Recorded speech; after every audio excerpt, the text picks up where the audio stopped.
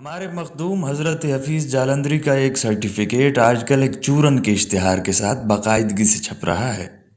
یہ ایک خط ہے جو انہوں نے اس چورن کے موجد حکیم صاحب کو لکھا ہوگا۔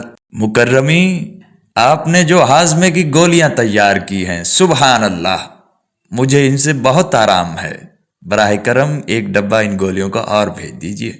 یہ کوئی نئی بات نہیں کہ ہمارے شاعر پہلے شاعری کرتے ہیں، پھر نثر سے منہ میٹھا کرتے ہیں اور آخر میں تیر بہدف اکسیری دواؤں، جاروب میدہ چورنوں، بلا درد دانت اکھاڑنے والے منجنوں اور اینک توڑ سرموں کے سرٹیفکیٹ لکھتے ہیں۔ پہلی دو نوبتیں تو خیر ہم پر بھی آ چکی ہیں، تیسری کا انتظار ہے۔ حفیظ صاحب سے اگر ہمیں شکایت ہے تو یہ ہے کہ ہم ان کے بہت قریب رہے ہیں، نہایت نیاز مند، بلکہ فیضان کے لحاظ سے شاگرد رشید۔ کئی بار ان سے درخواست کی کہ قبلہ ہماری شاعری کے متعلق کوئی سرٹیفکیٹ عنایت ہو، اس قسم کا کہ میں نے حضرت ابن انشا کا کلام استعمال کیا، اس سے مجھے بہت افاقہ ہوا ہے، یہ چربی سے پاک ہے اور وٹامن سے بھرپور۔ چاہتے تو ہمارے نام بھی خط لکھ سکتے تھے کہ مکرمی اپنے مجموعہ کلام کی 10 جلدیں وی پی سے بھیج دیجیے تاکہ بیٹھا پڑھتا رہوں اور استفادہ کرتا رہوں۔ اب صورتحال یہ ہے کہ ہماری اپنی سرکولیشن تو خاصی ہے، جگہ جگہ مارے پھرتے ہیں، لیکن اس قسم کا سرٹیفکیٹ نہ ہونے کے باعث ہماری شاعری رہی جا رہی ہے۔ اور تو اور ریڈیو پاکستان والے تک جو ہر روز سائل جھنجھانوی اور گھائل گرداس پوری کے سے شاعروں کی غزلیں گواتے ہیں اور معیار کے بارے میں متعصب نہیں، ہمیں شاعر نہیں جانتے۔ حفیظ صاحب سے مایوس ہو کر، بلکہ انتقاماً کہیے، حال ہی میں ہم نے ایک حکیم حاذق سے سرٹیفکیٹ حاصل کیا کہ ابن انشا صاحب کی شاعری نفخ کو نافع ہے، خون صالح پیدا کرتی ہے۔ اگر خالص گھی سونے کے کشتے سے بہتر ہے تو انشا صاحب کی شاعری خالص گھی سے بھی بہتر ہے۔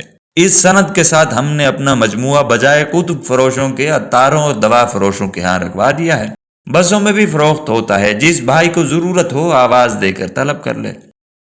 یہ نہ سمجھا جائے کہ ہم چورن کی افادیت سے منکر ہیں یا اسے شاعری سے کم درجے کی چیز سمجھتے ہیں۔ جو ذرہ جس جگہ ہے وہیں آفتاب ہے۔ یہ بھی ہم تسلیم کرتے ہیں کہ چورن تبخیر کو دور کرتا ہے، جبکہ شاعری معدے میں تبخیر پیدا کرتی ہے۔ شاعر کے معدے میں شعر لکھنے کے فوراً بعد ایک باوگولا سا اٹھتا ہے اور وہ سامعین کی تلاش میں آدم بو پکارتا بھٹکتا پھرتا ہے۔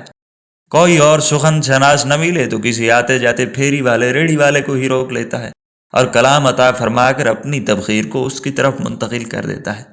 یہی تو وجہ ہے کہ جس علاقے میں شعر و شاعری کا زیادہ چرچا ہو، وہاں سوڈا واٹر کی بوتلوں، کارمینا، مولی کے نمک اور تمباکو والے پانوں کی کھپت خود بخود بڑھ جاتی ہے۔ ملال صرف یہ ہے کہ محض اس وجہ سے کہ ہم شعر بناتے ہیں، چورن نہیں بناتے، ہم حفیظ صاحب کی نظروں میں بار نہ پا سکے۔ سنا ہے علامہ اقبال مرحوم بھی ایسی ہی غیر فیاض طبیعت کے مالک تھے۔ ان کا ایک سرٹیفکیٹ ایک مرہم کے بارے میں تو 40 برس سے چھپ رہا ہے کہ یہ چیز ناسور، بگندر، خارش اور مغلئی پھوڑے کا حکمی علاج ہے، لیکن کسی ہم عصر شاعر کے دل پر انہوں نے تعریف کا پھایا رکھا ہو، یہ ہمیں نہیں معلوم۔ بہت کم لوگوں کو معلوم ہوگا کہ ہمارے حفیظ صاحب کو دواؤں سے بھی اتنا ہی شغف ہے جتنا شاعری اور قوم کی خدمت سے۔ ہم پہلی بار ملے تو یہی سمجھے کہ کوئی خاندانی طبیب ہیں۔ دیکھا کہ فرش پر دری بچھی ہے، دری پر قالین بچھا ہے، قالین پر بستر بچھا ہے اور بستر پر ہمارے حفیظ صاحب بچھے ہیں، بلکہ بچھے جا رہے ہیں۔ قریب ایک الماری دھری ہے کہ جب ذرا گردن اٹھائی دیکھ لی، اس کے نیچے کے خانے میں شاعری کے بستے اور خام مال یعنی مضامین تازہ کے انبار اور قافیے اور ردیفوں کے بکسے دھرے ہیں۔ اس کے اوپر کے خانے میں معجونے ہیں، جوشاندے ہیں، عرق ہیں، شربت ہیں۔ اس سے اوپر آئیے تو قطار در قطار ہومیوپیتھی کی گولیوں کی شیشیاں سجی ہیں۔ چوتھا خانہ انگریزی دواؤں کے لیے مخصوص ہے، گولیاں، پاؤڈر، کیپسول، انجیکشن، تھرمامیٹر وغیرہ۔ سب سے اوپر کا تختہ آیورویدک اور سنیاسیوں کا عطیہ دواؤں کے حصے میں آیا ہے۔ اس پر مختلف جڑی بوٹیاں، ایک کھرل، گھی کوارا کا تازہ گچھا، نیم کی نمولیاں، حتیٰ کہ ایک نیولا بھی پڑا ہے، معلوم نہیں مردہ ہے یا جان کے خوف سے دم سادے بیٹھا ہے۔ کچھ واجبی سی گفتگو تو شاعری کے بارے میں ہوئی۔ اس کے بعد فرمایا، تمہارے چہرے پر زردی سی کیوں ہے؟ اختلاج تو نہیں ہوتا؟ کن پٹیاں تو درد نہیں کرتی؟ اور دن کو تارے تو نظر نہیں آتے؟ ہم نے قبول دیا کہ یہ آخری علامت درست ہے۔ فرمایا، کل اپنی غزلوں کا دیوان اور قارورہ لے کر آنا، اور آج کے لیے یہ نسخہ نوٹ کر لو۔ سلفر ڈائزن، نیکسوا میکا اور مستگی رومی ایک ایک تولہ لے کر گھیکوارے کے رس میں کھرل کرو، اور پھر خمیرہ گاؤ زبان میں رکھ ورق نقرہ پیچیدہ شربت دینار کے ادھے کے ساتھ نوش جان کر جاؤ۔ ہم نے کہا شربت دیدار یہ کہاں سے ملے گا؟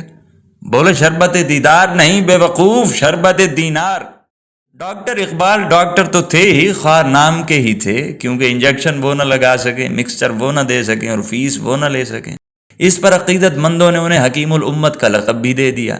وہ آخری عمر تک حکیموں کے زیر علاج ضرور رہے، اور یہ بات سچ ہے کہ انہی کے ہاتھوں مرے، لیکن خود طبابت کبھی کی ہو یہ کسی کتاب سے ثابت نہیں۔ اس کے مقابلے میں حفیظ صاحب کو کہ ان کی ساری عمر بیماریوں اور دواؤں کے دشت کی سیاحی میں گزری ہے، لوگوں نے فردوسی اسلام، شاعر پاکستان، حتیٰ کہ خان بہادر تک کہا، لیکن حکیم قسم کے خطاب سے محروم رکھا۔ ابو العصر کے لقب سے بھی نوازا۔ ابو العصر کے لقب میں بے شک ایک اشارہ سا ہے کہ ان کی دواؤں میں اثر ہوگا اور ان کے ہاتھ میں شفا ہوگی، لیکن ایسے شخص کے لیے یہ کافی نہیں جس کی جو سانس آتی ہے اور جاتی ہے اپنے اور قوم کے لیے نسخے لکھنا اور دوا دارو کرنے کے لیے وقف ہے۔ آخر خود انہوں نے مریض الملک کا لقب اپنے لیے پسند کیا اور ہم نے طبیب القوم کی اعزازی ڈگری انہیں پیش کی۔ حفیظ صاحب میں ایک خاص بات یہ ہے کہ وہ اتنے بڑے ماہر طب یعنی بیک وقت وید، حکیم، ڈاکٹر، ہومیوپیتھ، عامل کامل ہونے کے باوجود مریضوں کے محتاج نہیں۔ پیشہ ور حکیموں کو ہم نے دیکھا ہے کہ بیٹھے لوگوں کا انتظار کرتے رہتے ہیں کہ کب کوئی آئے اور وہ اس کے حلق میں کوئی جوشاندہ یا خیساندہ ماں دوا کے بل اتاریں، لیکن حفیظ صاحب نے کہ ہمیشہ سے بے ہما و باہما، خوددار و خود کفیل واقع ہوئے ہیں، نہ کبھی کسی کا راستہ دیکھا، نہ کسی کے بیمار ہونے کی دعا مانگی۔ انہوں نے اپنی ذات ہی میں وہ ساری بیماریاں پیدا کر رکھی ہیں یا ڈھونڈ رکھی ہیں جن کا کتابوں میں ذکر آیا ہے یا آنا باقی ہے۔ جس طرح وہ خدمت برائے خدمت اور ادب برائے ادب کے قائل ہیں، اسی طرح دوا برائے دوا بھی ان کا اصول معلوم ہوتا ہے۔